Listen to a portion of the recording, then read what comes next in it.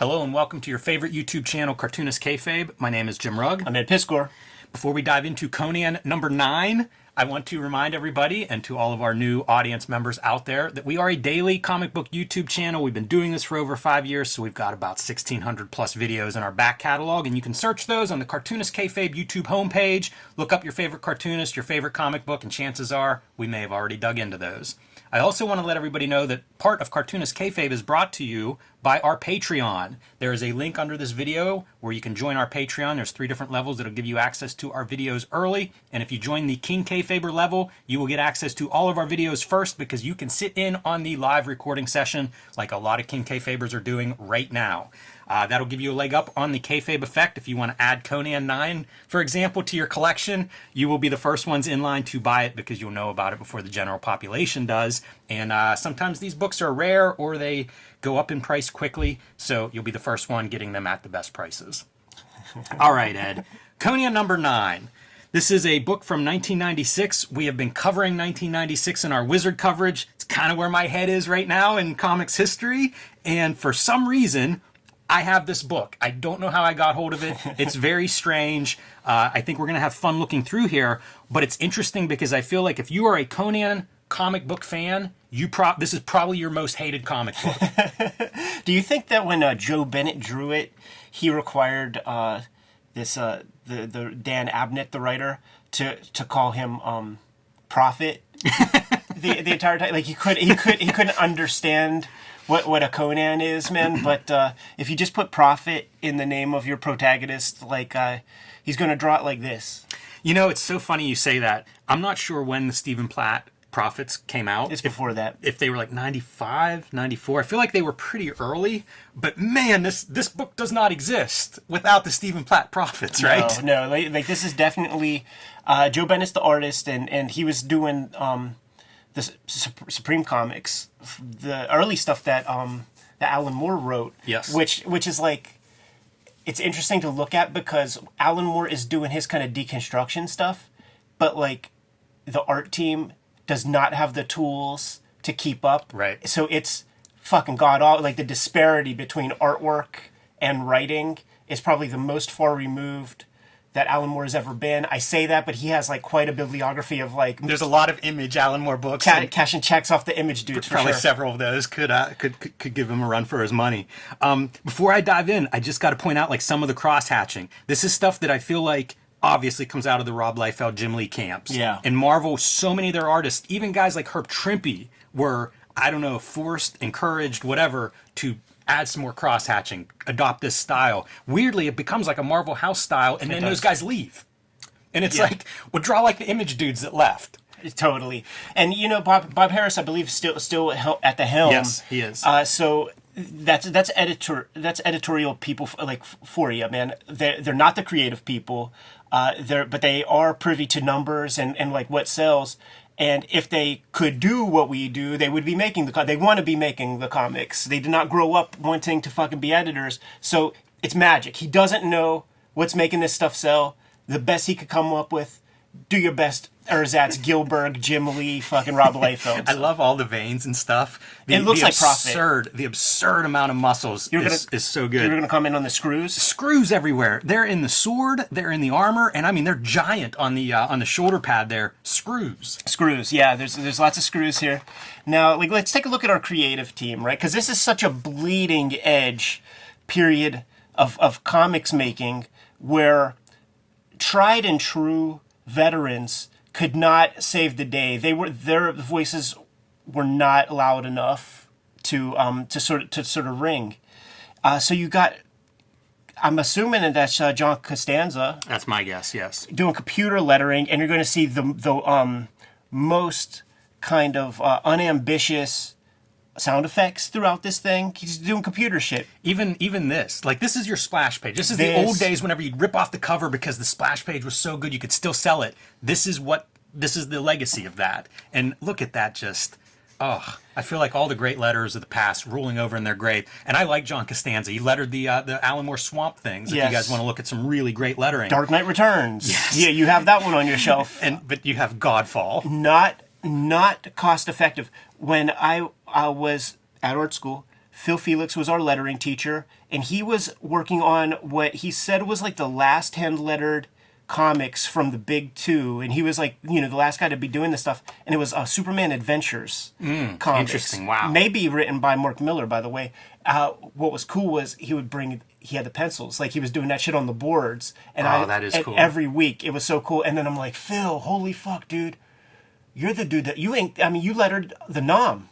You got Michael Golden pencils? He's like, I got Michael Golden pencils. I got Xeroxes of Michael Golden pencils now. Wow, imagine what his archives are if he was Xeroxing all that stuff Been to the crib. Through. I went to his crib because he was Harvey Kurtzman's assistant, and he built, like when Speculator Boom was like huge, he could letter a book a day. Wow. And he had acreage and a giant mansion that he built himself, like from the ground, like specified everything. Superfly crib.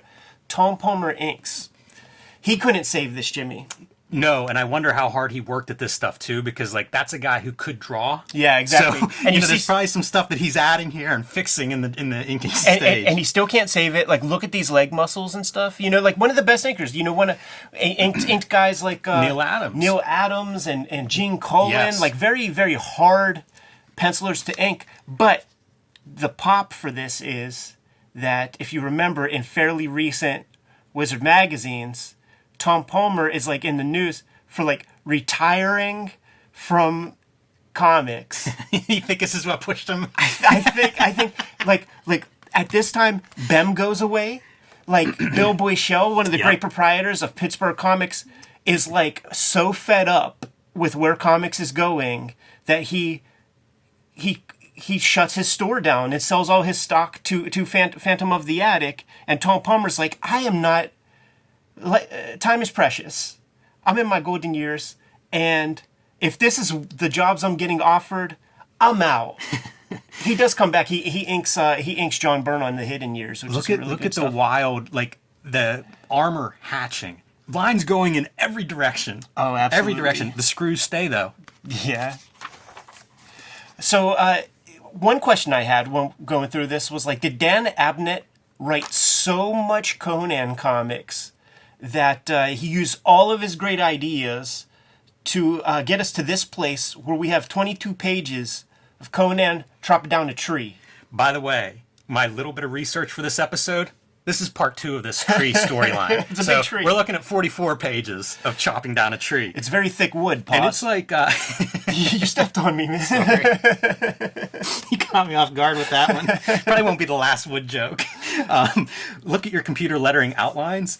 But it's like Team Conan. He's got a whole group of these guys that are cutting down the tree. Oh my goodness! Lumberjack barbarians. And what is it? It's imperialism. It's colonialism. It's everything. Like we used to go when we were kids. We went to this little resort town, but you had to drive through Amish country to get there. And the Amish would sell their like little tchotchkes, and like the characters had no faces and stuff. And Mom is like, yeah, they can't like look in the mirror. It's against a religion. And then I'm like, well, I'm gonna hold up a mirror and see what happens. And my mom's like, no, you have to respect people's religions. Blah blah blah blah blah blah blah. The people who are native to this area worship this tree. Right. So Conan is just like, you know what? Fuck these people. They're cannibals, by the way. Listen, when in Rome, fuck these people. Fuck your god. We're gonna cut this tree down, and just to kind of raise hell. Be a chaos agent in your little tribe. Look at the size of his neck. Oh yeah. It is just a triangle going to that little teeny head. I had to isolate this, man, and try to meme that one out, man. It's amazing. What's he say? Who's got Tinder? And everybody, of course, responded, you mean Grindr? Every now and then I'll see a post of like people cutting down trees, large trees. Jim, I think they would like this comic. You need to tickle your algorithms a little bit better, man, because like that's a very wholesome fucking set of explore pages. You think? Yes, sir. How about this for computer rendering some kind of honeycomb texture for your edges? And it's not like that's the background because we have white page for gutters. Right. That is just like, let's add something on the top and the bottom of the pages. We can full bleed this thing, guys. Let's put the Matrix behind our Conan comic. Yeah. 90s grotesque. This I believe is pulled from the Wolverine Jungle Adventure. this pose? There are several pieces where I'm like, okay, well that's Barry Windsor Smith. He's definitely cribbing a lot of stuff. There are times where I'm like, it's interesting. Like I think he builds figures in interesting ways. Like I'm looking for saving graces, and I'm like, yeah, he understands where everything goes. He might be one of these artists that is just trying to get work. So you got to work in the du jour style. I mean, typical jobber stuff, right? Like if you want the job, you got to look. We're 10 pages in and we're making a little headway. Yeah. So like maybe he's fighting nature. Like, see, I think that's an established pose, but this line work, it's all over the place. It's out of control. That said, stuff like his foliages and creating the kind of congested jungle atmosphere, he's not so bad at. Like I just had to work on a comic strip where there's like a lot of woods and stuff, and the woods, it's not easy to draw. There's a lot of weird textures to play with. This video is brought to you by the comics that we make. Ed Piskor's Switchblade Shorties is now running as a daily comic strip on Instagram, Webtoons, Facebook, wherever you find your comics. Look for Switchblade Shorties. Ed also has Hip Hop Family Tree, the Omnibus, out in stores everywhere now, collecting all of the Hip Hop Family Tree strips, along with 150 extra pages, and available in diminishing quantities. So pick that one up if you haven't added it to your shelf. The next Red Room collection, Crypto Killers, is now out in stores. Completely self-contained, so if you haven't read Red Room before, Crypto Killers, perfect place to start. And X-Men Grand Design, the trilogy trade paperback, collecting all of the X-Men Grand Design in one trade paperback volume. My Grand Design, Hulk Grand Design, is coming to the trade paperback format, and you can pre-order this one now. The Hulk Grand Design Treasury, out of print, so if your store still has a copy and you don't, pick it up. But if you missed it, there's a trade paperback coming. I've been self-publishing lately. True Crime Funnies, my nonfiction collection. BW, celebrating the black and white indie comics of the 80s and 90s. And the 1986 zine, celebrating the greatest year in comics history, are available at jimrugg.com or patreon.com/jimrugg. And my latest books, Street Angel Princess of Poverty and Street Angel Deadliest Girl Alive, collecting all of my Homeless Ninja on a Skateboard superhero comics in 2 handsome volumes from Image Comics. And now back to our video. I like what Tom Palmer brings to this. It reminds me a little bit of Dan Green inking Mark Silvestri in spots, and I'm a big fan of that stuff. And I actually like seeing a little bit of the brush ink up against this 90s style. Oh, yeah. Like I wish there was a little bit more of that. It's really exciting to me, that part. One of the things that all the books, man, Bridgman, Hogarth, Pick Your Poison, they're like anti-symmetry, like you don't have parallel lines when you're drawing the figure, and that's why, like those do not look like striated muscles. You got to kind of, it's teardrop shapes and French braids, like that's what all the muscles are. So you see that getting fucked up right there. Here's something. This bizarre, I don't know if you'd call that a helmet, piece of metal that's going to protect your forehead, screwed in. Yeah, screwed dude. in, man. It's like the early, it's the halo. Ouch. Also, most of the head is just exposed, so I'm not sure what that armor's going to protect you. If somebody punches you in the forehead, it's going to hurt their hands. Just like I was talking about when Arnold Schwarzenegger, Lloyd's of London, and got insurance for his eyebrows in the making of the Terminator. Maybe they got word of that, and they were like, well, you know what?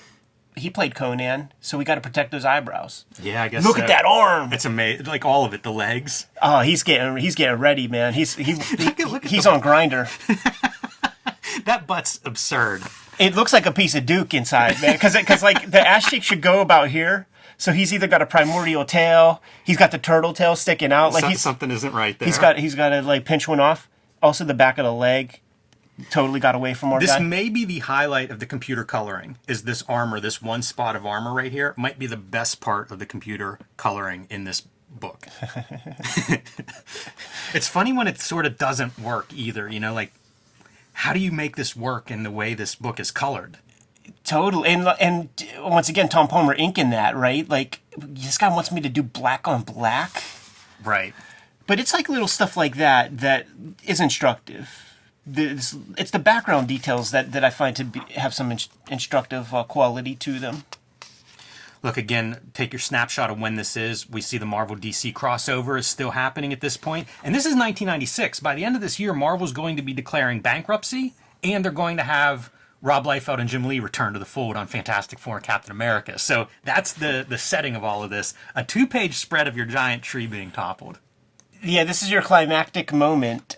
We talk about how tough it is to do water, and we're going to see 1,000 examples of that throughout the rest of this comic, because now we have our set piece, right? Like our dudes are going to be on that tree in a minute. There are moments too where it's almost Mark Texiera. Some of these like maybe a close up of an arm like this. Yeah, and that's Tom Palmer bringing us a little bit of organic, because that's the thing. Like this guy, when you're drawn in that Jim Lee wannabe style, there's nothing organic about it. It's all plastic. Everything is metal. The skin is metal. So now you're trying to draw foliage and try to get that to work and make sense using that style. It just good luck. I like this concept. There's a lot of these 2-page spreads. I feel like that's pretty cool looking. This may also come out of the Jungle Adventure artwork. It looks like Mignola influence. But there's like the before and after, and it's almost like they're chasing the arrows. Yeah, totally. You know, pause for a minute and watch. The arrows are in front of them, going away from them, and they're following them. There's not one arrow behind them. Yeah, I know, and it's simple storytelling. When you do a 2-page spread, there's got to be a focal point on both pages. So, like we saw on the previous, that is the focal point this. You know, like there's no real focal point there. There's no real focal point there. It's typically a character. You know, this is a background drawing, so like it's a useless 2-page spread there. Because both their heads are the same, like that isn't much of a focal point, really. It's not worthy of 2 pages. They're trying to ride this log. Now, how about that for a not very good ad? I feel like that could have been part of this comic, like just one more 2-page spread of boring. Right. This and this is there's not even storytelling in this comic. So man, surely not easy to draw, right? Like it's the you're looking down at a waterfall. You're not selling, like this doesn't mean that it's here. Like you have to do a lot of work yourself to imagine that like these guys here are in this setting. So there's nothing establishing them as being close to that waterfall. Yeah, it wouldn't be bad to have your tree showing up somewhere, edging close there. It's terrible story. So beyond just a hyperbolic drawing, like, and even stuff like this guy is drowning. Yes. And I guess Joe Bennett couldn't draw the hand like this in the same kind of camera angle. So they draw it like, and so like it's abuse of the 180-degree rule, and you have to just kind of like, because like you don't even necessarily see that arrow in them. And you're talking about the storytelling. Yeah. Fails. This guy drowns. Literally in the next panel, Conan's like, "We did it! We did it! Your buddy just drowned. You didn't do it. Yeah, he's your just pal using. just died." Conan's a user. He's laughing. That's some egregious behavior right there. Yeah, he's a barbarian. And this ain't even really so. Yeah, like it's bad, man. It abuses physics because you imagine this is so much more heavy. Like if this much tree is above, like it doesn't work. Like it would just, this little piece would be sticking out like a boner. Yeah, it's tough. So that needs to be down much further. It doesn't create, like if this is a waterfall, you're not selling us on the waterfall. Like this could be just, it's so funny because, okay, you turn a page and this is what you get. The tree is pointing up. Right. Like literally the tree is falling over a waterfall, so at the very least, like maybe aim it down. And then whenever you turn the book, because the lettering is oriented this way, you're supposed to read the page this way, it is still going up. Yeah. Yeah, it's bizarre. It's almost backwards from what you're trying to sell there. Yeah, you don't get any sense of drama whatsoever. You don't get any sense of scale of the waterfall. So I love this. Pause. I mean, right? Like, he doesn't even have this the entire through the entire comic. Yeah, what is that? Is that armor that fell down? That's weird. That's really strange. Yeah, I don't know what that's supposed to be or why that's there, but I love that he's giant. Like, this is Predator. This is Arnold Schwarzenegger after he goes over the waterfall and he climbs out on the riverbank, right? Yeah, I was thinking like it turned to Pitt comics. It's pretty good. I would accept this guy drawing Pitt. Yeah, sure. It feels like anything but a Marvel comic. And it certainly feels like anything but a Conan That's comic. the thing. It feels like 1,000 miles from Conan, and this is probably near the end of their license, their first license with Conan. I can't remember when that goes away, when it goes to Dark Horse. Yeah. But I feel like this is winding down the Marvel Conan stuff, and it kind of shows because it doesn't look like Conan, which I assume means Conan wasn't selling probably like most of the comic books in 1996. And so you take a swing and try to make it look like Prophet. Right. They put out some interesting stuff like since year one of Cartoonist Kayfabe. I have set aside the Conan Adventures comics drawn by Raphael Kayanin. Yep, I have some of those. And that's Outlaw Conan, and I fucking love those comics. Not that far removed from here. I think It's true. Probably within 2 years of this, maybe like 94, somewhere around there. It's true because it was a cartoon, and you know the Adventures signified cartoon adaptation in the '90s, and the cartoon was pretty fresh. There were toys. It was a whole push. You know what's funny is I could see this being a toy design. Sure. I don't know whether it was, but that would make some sense to me considering I've never seen Conan look like this. Yeah, it was. They pulled out all the stops in the '90s. Like there are legitimate Conan comics. You know, issues like in the I guess maybe 200s Yes. or something like that that have McFarlane covers. I bought that off the newsstand. Yeah. There was like a 3-issue run. Jim Lee did one of the covers, and I think Will Portacia did the other one, where like 3 in a row. It was those 3 guys, and I think I might have bought all 3 of them. Yeah, they were all good looking. You bought in. I did. They got me. They got me, and they got me on this one too. Good to go. I am. Kayfabers, like, follow, subscribe to the YouTube channel, hit the bell so that we can notify you when new videos are available, and we are en route to having 100,000 subscribers. It would mean a lot if you subscribe to the vids and get us up to that goal. The channel is brought to you by many things, including the Patreon. King Kayfabers on the Patreon get access to all of our videos before anybody else. They're hanging out with us in a live stream recording chat room right now as we make these episodes. And because they get everything before anybody else, they're able to buy the comics that we talk about before anybody else in Gen Pop gets access to these vids and these comics. Ultimately, the videos are brought to you by the books that we make. You don't buy our books, we can't make any videos. Jimmy, let the people know what you have out in stores now. I've been self-publishing lately, so I have True Crime Funnies, my nonfiction anthology featuring crime and wrestling. I've also been making zines, the BW zine celebrating the 80s and 90s self-publishing and indie comics, the 1986 zine celebrating the greatest year in comics history. These are available at jimrugg.com or patreon.com/jimrugg. My Grand Design, Hulk Grand Design, is available as a treasury edition, but this is sold out. So if your store doesn't have a copy, you're probably out of luck. But there is a trade paperback coming in May that you can pre-order now, the Hulk Grand Design trade paperback. And my latest releases, Street Angel Princess of Poverty and Street Angel Deadliest Girl Alive, featuring the homeless ninja on a skateboard. From Image Comics, you can get these wherever books are bought and sold, and perfect for the superhero fan in your life.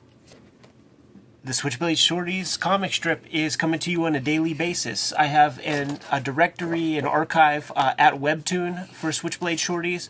But if you're on Instagram, Twitter, Facebook, you'll be able to get your hands on all of the comics on a daily basis. The Hip Hop Family Tree Omnibus is out in the wild right now in very, very limited supply. 150 pages of material that is new specifically for this book. So it's the ultimate volume of Hip Hop Family Tree. Get it while supplies last. Thank you very much for supporting it the way you have been. Red Room Crypto Killers is the new round of Red Room comics that is out. What happened?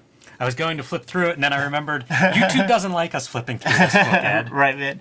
It is the new round of Red Room comics, Murder on the Dark Web for Fun and Profit. Think Black Mirror meets EC Comics in a way. 4 stories in there. You can start with this comic, or you can start with any of them, because all stories are self-contained in each volume. And finally, the X-Men Grand Design Trilogy trade paperback is out there in the wild, collecting all of my X-Men Grand Design works. Some of those volumes are out of print, so it's your way to get all of my X-Men Grand Design in one handy-dandy soft cover edition. Like I said up front, you got to buy the books in order for us to kind of keep the lights on in the studio. YouTube don't pay nothing. But there are some ways to directly support the Cartoonist Kayfabe channel. Jimmy, let the people know what those are. You can subscribe to the Cartoonist Kayfabe e-newsletter at the links below this video. You can also buy Cartoonist Kayfabe t-shirts, merchandise, mugs, hats, stickers, and more at our spread shop. That link is also under this video. All good ways to support the channel. Give them those final marching orders, Jimmy, and we'll be on our way. Read more comics.